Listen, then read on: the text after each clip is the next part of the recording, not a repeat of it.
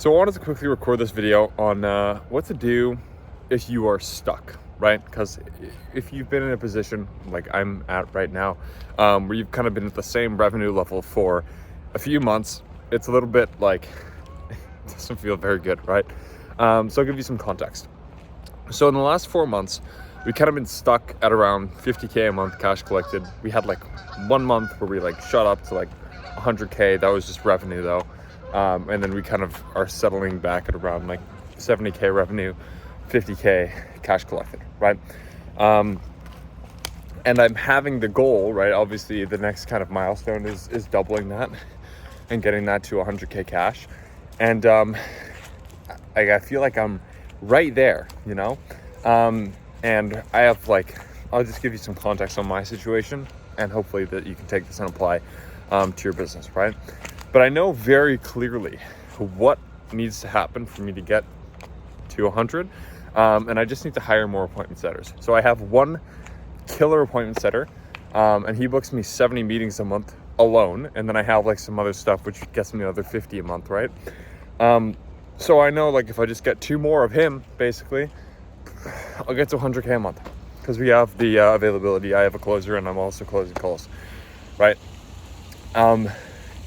And it kind of sucks because I keep trying to hire these people and I'm failing over and over and over again. And it feels super demoralizing when that happens, right? So I guess the point I'm trying to make, right, is that I was thinking yesterday about this, and I listened to a quote that Alex Hormozy said. And it sounds super cheesy, but when you think about it like this, it actually makes sense. And it helps, is that when the business isn't growing, it means that you are, right? So basically, a business will grow until its next constraint, right? So the current constraint for me is I need to figure out how to properly hire, manage, and train appointment setters, right? Once I figure that out, then I'll be able to double the triple the business, and then I'll have the problem of probably the same thing with closers, right? And I'll have to figure out how to hire and train those people. I have one, but again, it's just one, right? So what I have realized though is that in the long, I think my desire to get to 100K a month is more of a, I was thinking about it, right? And I was talking to a friend, and he was telling me, well, you need to look at, okay, well, what do you want your life to look like, right? And that will be like your motivation, quote unquote, to get there, right? And I was looking at that, and I realized that it would not change at all, you know? Really the only thing that would change for me at that point would be to fly business class, which I don't care that much, right?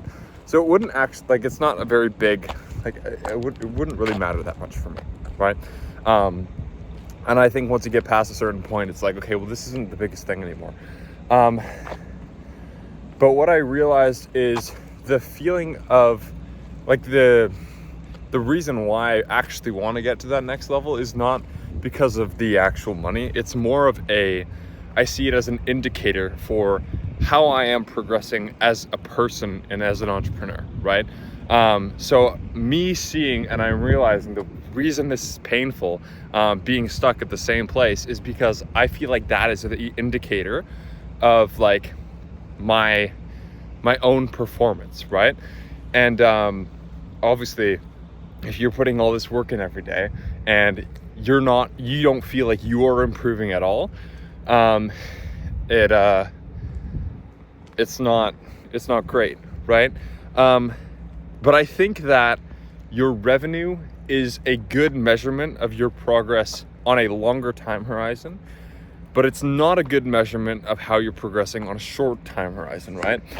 Because of that quote that Hormozy said, when the business isn't growing, you are.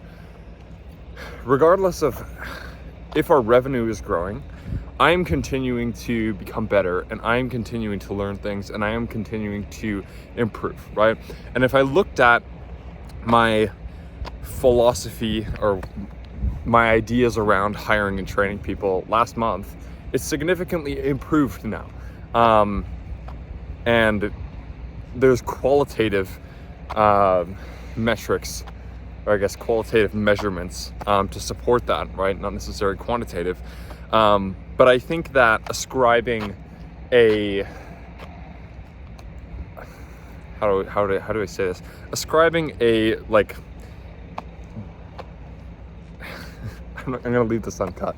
But basically feeling attached to a number that you are making is, it's not helpful on a shorter time horizon, because you are continuing to learn things even though it hasn't necessarily completely solved the bottleneck. So that's kind of where I feel like I'm at, and I think it's really like calming to know that you are, even though your numbers don't show you're moving in the right direction, as long as you focus on the inputs and as long as you focus on improving, you still are moving in the right direction, right? Even if you haven't completely solved the problem that you need to solve at that very moment, because you need to be able to get the skills to beat that level, right? So that's basically where I'm at. To give you some context, and if you're hiring a setter team, this might help you, but I'll kind of give you what I've tried and what hasn't worked. So the problem that I've been having is when I go, like, I've hired probably like 6 setters at this point, or 7 or 8 setters at this point, and only 1 has actually turned out. And I'll give you my belief as to why I think he turned out versus all the other people, which I will test this and see if it's true or not. But all of the other people, other than this one guy, have either sucked and I had to fire them, or they just left, and most of them just left. And the reasoning behind that, the first reason was I was not communicating the expectations of the role up front. I was overhyping it to be this thing that it like wasn't really, you know, because appointment setting, it's typically like not a super fun role. But yeah, basically I wasn't communicating that properly, and people had this expectation that it was going to be this thing that it was not. People thought they were going to make more money than they did in the first month, and they would make the amount of money, but they didn't like hold in for long enough, right? So that was the first thing. I actually like gave them a demo of the actual work. And then once I showed them that, right, the people who didn't want to be a part of that said no, which is good. And the people who did said yes, right? The next issue was, and this is what my prediction is that I have not been putting a lot of time into these people and into communicating the goal of the company. So I was talking to my 2 like big contributing people on my team, which everyone is a big contributor on my team, but the people who are like I communicate with the most is my appointment setter and my closer, right? And I was talking to them, and there were like 2 kind of differences between, I guess 3 kind of differences between them and everyone else, which I believe that those are the things that I need to be more intentionally doing with the next 2 people that I'm hiring for the setting position, or just in general, all the next people that I hire, right? So the first one is communication is very frequent, right? On a personal level too. So with these 2 people, these were like my first 2 in each role, right? And because of that, I was communicating with both of them like crazy, okay? Because that was like, okay, I am transitioning from me doing this role to them doing this role. So I need to spend a ton of time making sure that they can be as good as me in that role, or as good as they can be, right? And what I ended up doing with all of the other setters is I basically kind of gave them some SOPs and gave them training, which taught them how to do it, but I didn't put as much time into training them as I possibly could have. And I think because of that, 2 things have occurred. Number 1, the nuances that would truly make them good were not there. And number 2 is that, and this is me kind of guessing, is that maybe they did not feel like I truly, truly, truly cared, right? That's the second one. Because when I talked to my two guys, my closer and my setter, both of them, when I asked them, okay, why are you guys sticking around? Because I'm like trying to figure out why the other people aren't, is because they felt, this is the second one, is they felt there was some level of reciprocity like needed, because I had done a lot for them, in the amount of time I invested into them, and also they're getting paid decent numbers now. So that was kind of their reasoning. And I think that I definitely think that I did not develop that with the other people that left. And that's just because I didn't put enough time into that, right? And when I'm thinking about this right now, right, like this is the actual constraint of my business right now, is that I need to spend more time into these people. Like if I need to spend all of my time into these people to get me to the point where literally I can make an extra $50,000 a month, I will absolutely do that, right? So I think that's important.